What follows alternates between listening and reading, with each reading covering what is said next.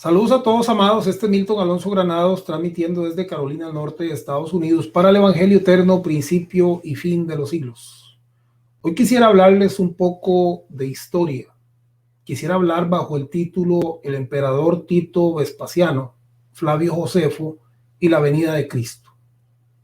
Hablar un poco de la historia, de aquello que en su tiempo los historiadores escribieron, nos ayuda a comprender el contexto, aquellas cosas que se cumplieron, aquellas cosas que se prometieron y cómo sucedieron a través de la historia. Eso es lo que yo quisiera hablarles hoy un poquitito, acerca entonces de el emperador Tito Vespasiano, Flavio Josefo, y la venida prometida de Cristo para aquella generación.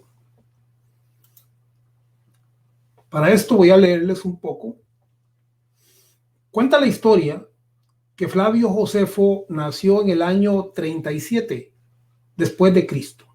O sea, en el año 37 después del nacimiento de Jesús. Este hombre fue fariseo y descendiente de una familia sacerdotal. Además, este hombre fue gobernador de un territorio en Galilea. Este es un detalle bastante importante, porque así es como nosotros nos damos cuenta cómo Flavio Josefo llegó a conocer a Tito Vespasiano y cómo luego este hombre, Flavio Josefo, viene a ser un mediador entre Roma y los judíos. Entonces, dice la historia que Josefo se creía ser una especie de profeta. O sea, Josefo creía que Dios le había iluminado a él con una revelación especial. Y esa revelación, interesantemente, tenía que ver con que él creía que la destrucción de Jerusalén, como sucedió en el año 70, cumpliría la profecía del Antiguo Testamento. Se dice que Flavio Josefo trató de impedir que Jerusalén entrara en guerra con los romanos, porque ellos querían liberarse de aquella opresión y Flavio Josefo intentó convencerlos, porque él era un fiel creyente de que la destrucción de Jerusalén había sido profetizada y que lo que habría de suceder ahí sería el cumplimiento bíblico del juicio de Dios profetizado hacia Jerusalén. De tal manera que él trató de impedir que esta situación sucediera. En el año 68 hubieron 68-69 hubieron varios cambios interesantes de emperadores en Roma. En ese año 68 Nerón muere y luego viene otro que se llama Galba y 7 meses después es asesinado. Y luego viene Otón y 3 meses después se suicida. Y luego viene Vitelo y 7 meses después es asesinado. Así es que hubo un cambio de mando, ¿verdad? Algo nunca antes visto, cómo en cosa de un año y algo, pasan 5 personas.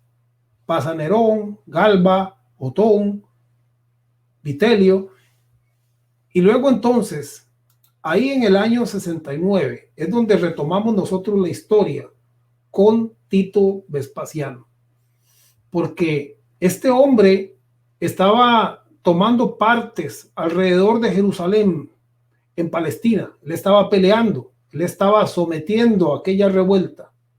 Fue ahí cuando este hombre es llamado, ahí donde él estaba comandando la guerra, es llamado y dice que fue ahí cuando los militares nombraron en julio del año 69 emperador a Tito, Flavio Vespasiano, quien en ese momento regresaba de Palestina, porque él estaba capturando todos los alrededores de Jerusalén. Este hombre fue emperador de Roma desde el año 69 hasta el año 79 y luego fue emperador su hijo. Pero estamos aquí queriendo establecer cuál fue la relación entre Vespasiano y Flavio Josefo. ¿Cómo fue que ellos se conocieron? ¿Y cómo fue que Flavio Josefo llegó a escribir la historia del cumplimiento de eventos proféticos? Flavio Josefo no era cristiano, aunque aparecen por ahí algunos escritos donde menciona a Cristo. Pero eso está en duda. No se sabe si realmente estaban ahí o si alguien los incorporó luego. Pero Flavio Josefo sí habla de la historia desde el punto de vista de alguien que estuvo presente y que creía el antiguo pacto y que creía en que el juicio de Dios venía sobre Jerusalén, y una persona que trató de evitar que la destrucción de Jerusalén llegara, pero por supuesto, de la misma manera que no escucharon a Jesús ni a sus apóstoles, tampoco Flavio Josefo fue de mucha ayuda, porque todos conocemos que la destrucción de Jerusalén llegó en el año 70.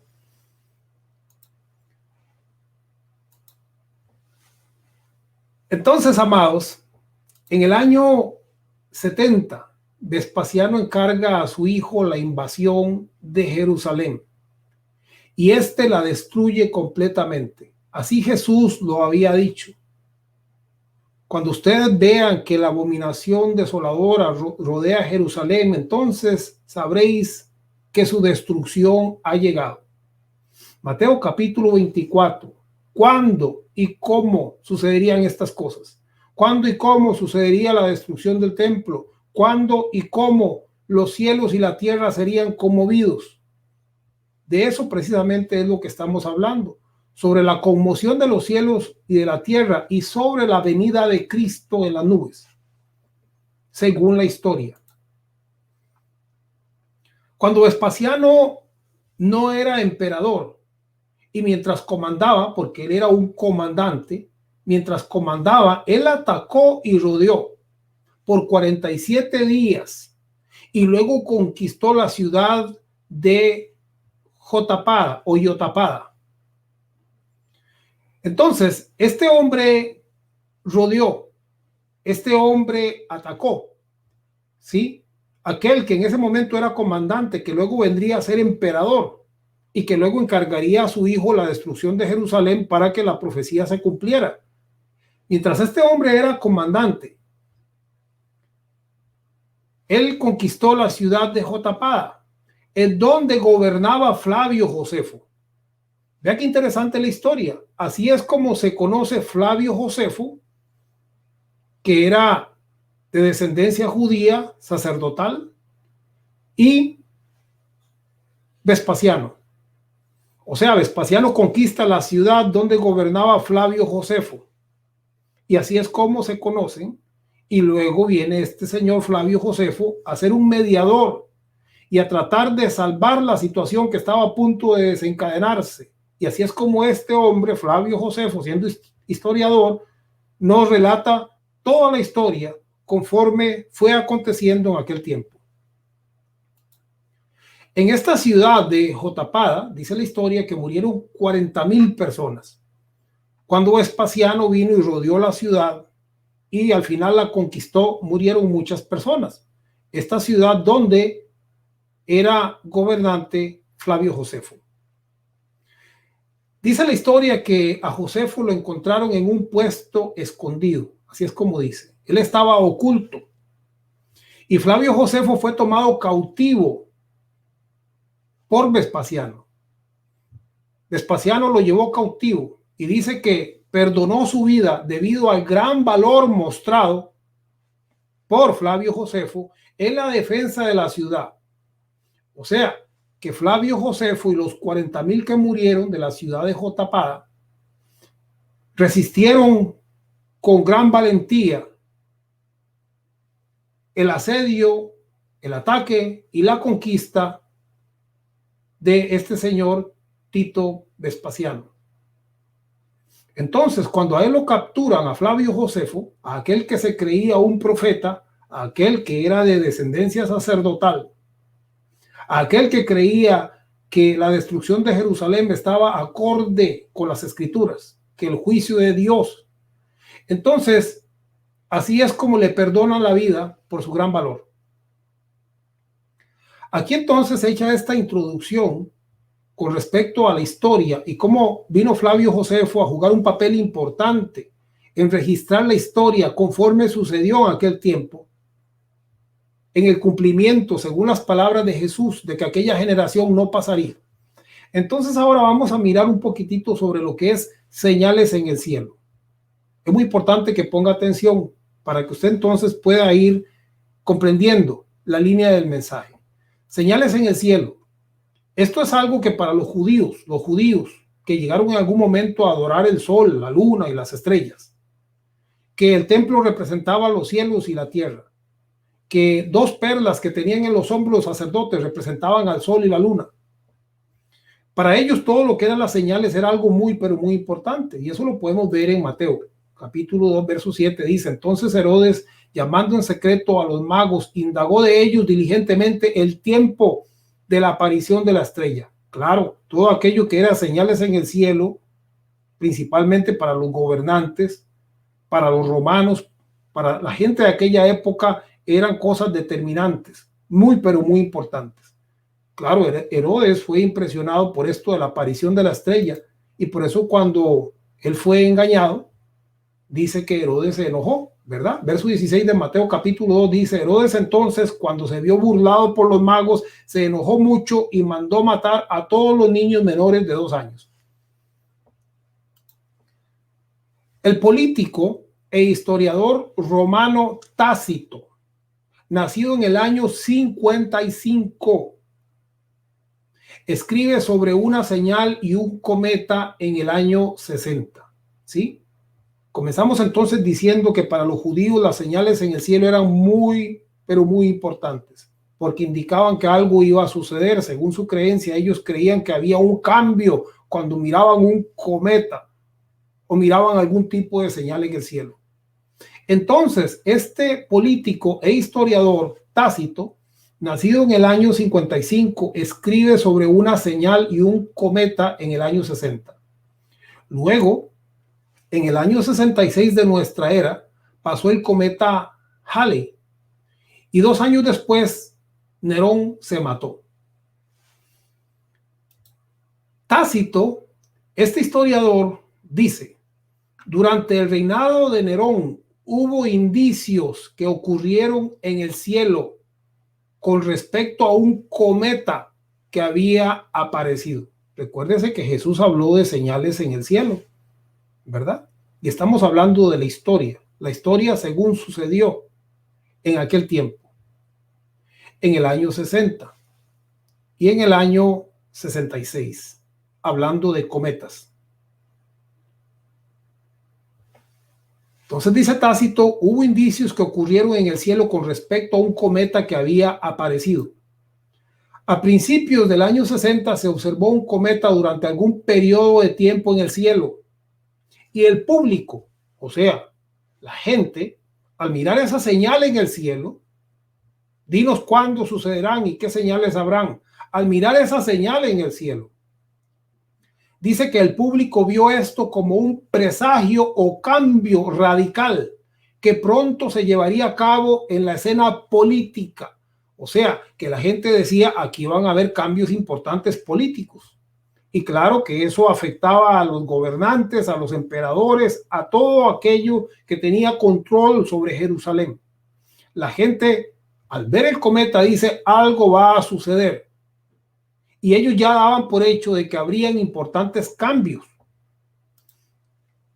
Tácito nos dice que la gente actuaba como si Nerón ya estuviera destronado y comenzaron a preguntar quién podría ser su sucesor.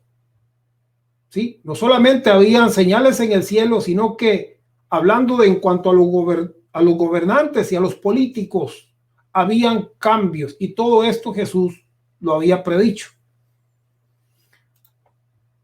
Nerón era uno que tomaba las amenazas de los cometas seriamente. Y luego apareció el cometa Halley en el año 66, después de lo cual Nerón se suicidó. Muchos historiadores han relacionado esa aparición del cometa Halley con el suicidio de Nerón. O sea, que Nerón creyó que Nerón se asustó y pensó que esto determinaba su fin, y eso, unido a las circunstancias, ayudaron a que él se suicidara. Y claro, y a toda la gente eso lo daba por hecho, porque cuando ellos vieron esa señal dijeron: algunas cosas van a suceder, algunos cambios van a suceder en la política, en el gobierno. Hablamos ahora sobre las almas bajo el altar. Apocalipsis capítulo 6, verso 9 al 11 nos habla acerca de almas que estaban bajo el altar, y que esas almas decían: Señor, ¿hasta cuándo?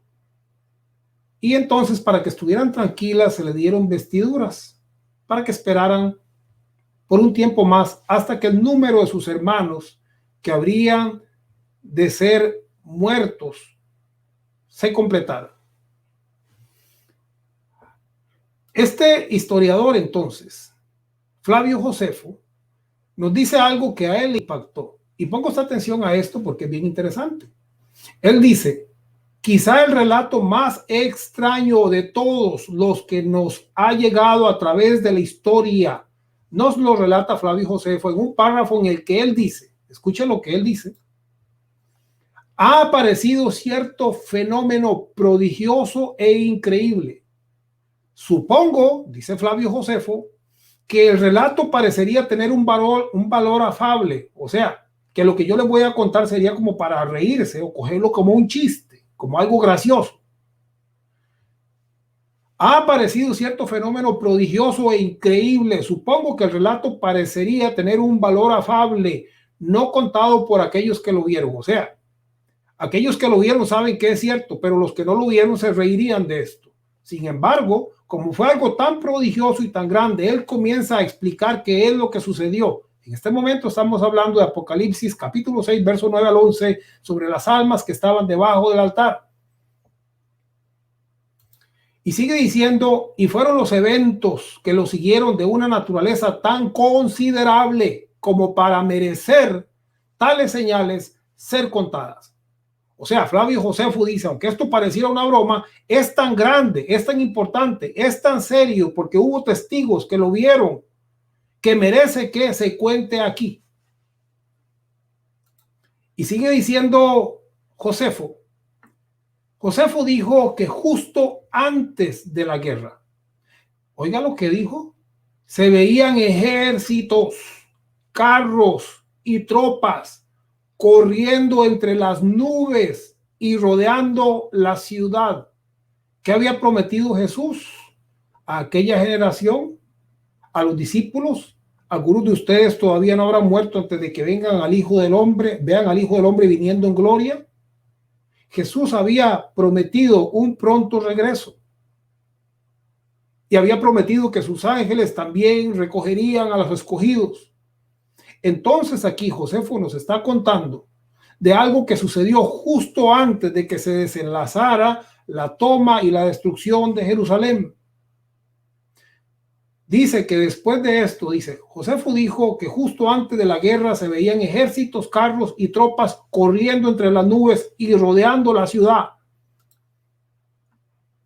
En la subsecuente fiesta de Pentecostés, sigue narrando sobre estos hechos que son muy grandes, muy importantes, que parecía como que darían risa a las personas que no lo vieron y no atestiguaron esto, pero dice, yo lo voy a contar, porque es algo muy importante.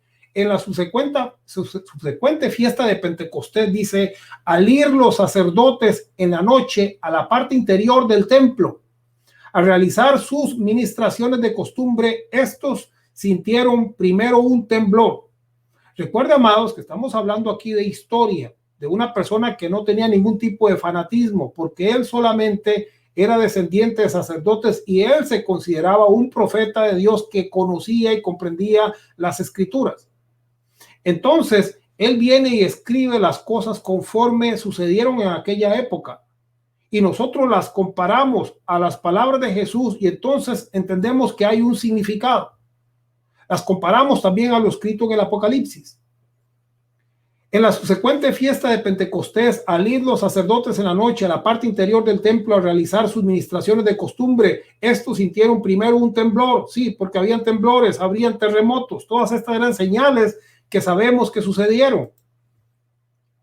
acompañado por un murmullo tenue y las voces de una multitud diciendo, oiga lo que decía aquel murmullo en el interior del templo, y las voces de una multitud diciendo en una manera clara y seria, déjenos irnos de aquí. Si usted lee, como dije antes, ahí en Apocalipsis, capítulo 6, versos 9 y 11, las almas querían salir de ahí. Se les dijo, esperen un poco de tiempo, y se les dio vestiduras para que esperaran. Esto lo escribe Flavio Josefo, y cómo sucedió y cómo los sacerdotes, cuando entraron en la parte interna, hubo un temblor, y luego de esto hubo una voz de una multitud que decía, déjenos ir de aquí. ¿Sí? Porque todavía, aunque en las palabras de Jesús la consumación se había llevado a cabo y el velo del templo había sido roto para los que creían, para aquellos que no creían todavía seguían en una espera, según el tiempo profético, a los judíos.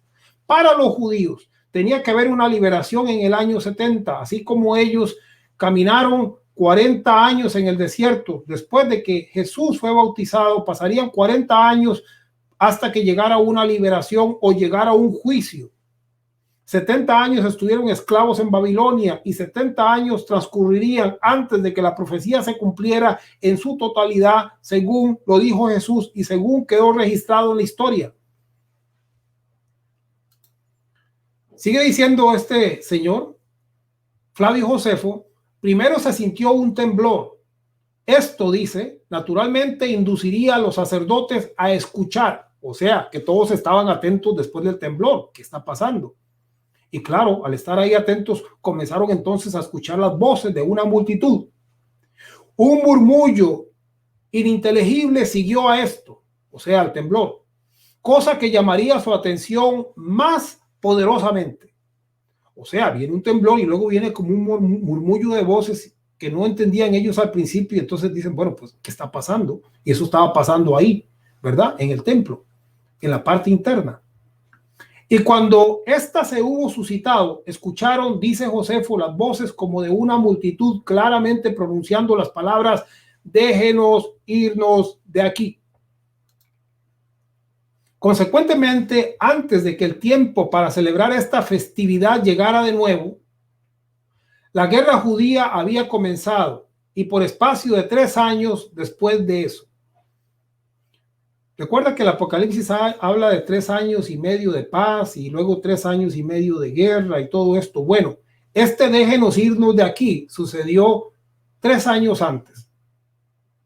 Pero ¿qué pasó? Según el Apocalipsis, tenían que esperar hasta que se completara el número de hermanos que habrían de entregar su vida por causa de la fe. Entonces es interesante cómo en la historia se registra que 3 años antes ya las almas querían salir y decían, déjenos irnos de aquí. Y luego 3 años después se desata la guerra. 3 años después Jerusalén fue rodeada por el ejército romano, el templo convertido en una ciudadela y sus sagrados patios inundados con sangre humana. O sea, todo aquello que Jesús había dicho, había profetizado en el Monte de los Olivos, estaba teniendo un cumplimiento. Dice en Apocalipsis 6:9, cuando abrió el 5º sello, vi bajo el altar las almas de los que habían sido muertos por causa de la palabra de Dios y por el testimonio que tenían. Aquellos que habían sido muertos clamaban a gran voz diciendo, ¿hasta cuándo, Señor santo y verdadero, no juzgas y venga nuestra sangre en los que moran en la tierra?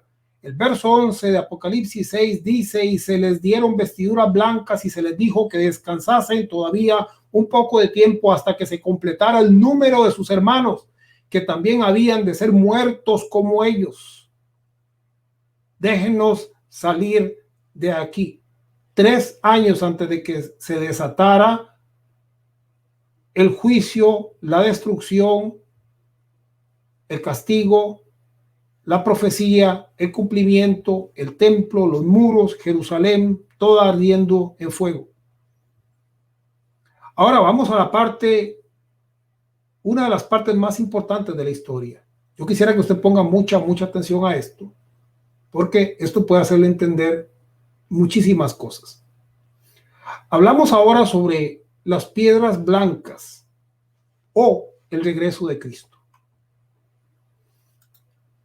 Flavio Josefo, en su libro 5 de la Guerra de los Judíos, nos cuenta sobre las piedras enormes que fueron utilizadas por Herodes en la construcción del muro y en la construcción del templo.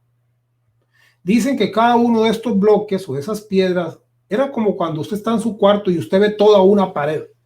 Eso era una piedra, una pared, como la pared de su habitación. O sea, eran muy grandes, ¿verdad? Y estas piedras eran blancas. Entonces, estas piedras vienen a enseñarnos algo bastante interesante según la historia. Dice, también nos cuenta sobre las enormes piedras blancas que el ejército romano catapultó contra y sobre los muros de Jerusalén. O sea, que habían enormes piedras blancas que también fueron utilizadas como una catapulta para tirarlas y destruir el muro, para tirarlas y destruir también el templo. En toda esta destrucción se utilizaron piedras blancas, del mismo tipo de piedra que se utilizó para la construcción del templo de Jerusalén. Cuando los romanos estaban tomando Jerusalén, utilizaban estas piedras y las tiraban contra el muro. Los vigilantes de los muros judíos podían ver cuando estas enormes rocas blancas eran disparadas. Y entonces ellos gritaban, oiga lo que gritaban, la piedra viene. ¿Por qué? Porque miraban una piedra blanca que venía en contra del muro. Y entonces los vigilantes decían, la piedra viene. En los escritos originales se descubrió que lo que realmente ellos decían, ¿qué es lo que ellos decían? Escuche. Lo que realmente ellos decían no era la piedra viene, lo que ellos decían era el Hijo viene. El Hijo viene. ¿Le suena a usted, amado, esto como un cumplimiento? ¿Le suena a usted esto como que Jesús cumplió su palabra y que aquella generación le vio y también los que le traspasaron? El Hijo viene, ¿sí? Resulta que en los escritos no era la piedra viene. Lo que realmente dice es el Hijo viene. Mateo 10:23, cuando os persigan en esta ciudad, huid a la otra, porque de cierto os digo que no acabaréis de recorrer toda la ciudad de Israel antes que venga el Hijo del Hombre. Marcos 13:30, de cierto os digo que no pasará esta generación hasta que todo esto acontezca. Mateo capítulo 16, verso 28, de cierto os digo que hay algunos de los que están aquí que no gustarán la muerte hasta que hayan visto al Hijo del Hombre viniendo en su reino. Apocalipsis 1:7, he aquí que viene con las nubes y todo ojo le verá, y los que le traspasaron, todos los linajes de la tierra de Judá, todos los linajes de la tierra, de las tribus, Palestina, Judea, todos aquellos que habían entrado en ese pacto, todos aquellos a los cuales Jesús les vino a traer una palabra de salvación y de reconciliación, todos aquellos a los cuales Flavio trató de advertir, pero no quisieron hacer caso, todos ellos le verían, pero le verían en juicio, porque no le vieron en amor, no le vieron en gracia, no le vieron en salvación, porque no le creyeron, porque eran una generación que, una generación perversa y maligna, a la cual Juan les dijo, ¿quién os enseñó a escapar del juicio? No, ustedes, generación perversa, maligna, no van a escapar. ¿Quién les ha dicho que van a escapar? No, porque es cierto, todo esto sucederá sobre esta generación. Entonces, aquella palabra que decía que todas estas cosas habrían de suceder para que toda la escritura se cumpliera, la escritura referente al evangelio del reino, que tenía que ver con los judíos, que tenía que ver con Israel, tenía que cerrarse, tenía que venir a una consumación para que entonces luego se nos revelara el evangelio de la gracia de Dios, de un Dios que ya no es el Dios de una nación, ni de un pueblo, ni de una sangre, ni de una raza, sino es el Dios de toda la creación. Ese es nuestro Dios. Gracias, amados.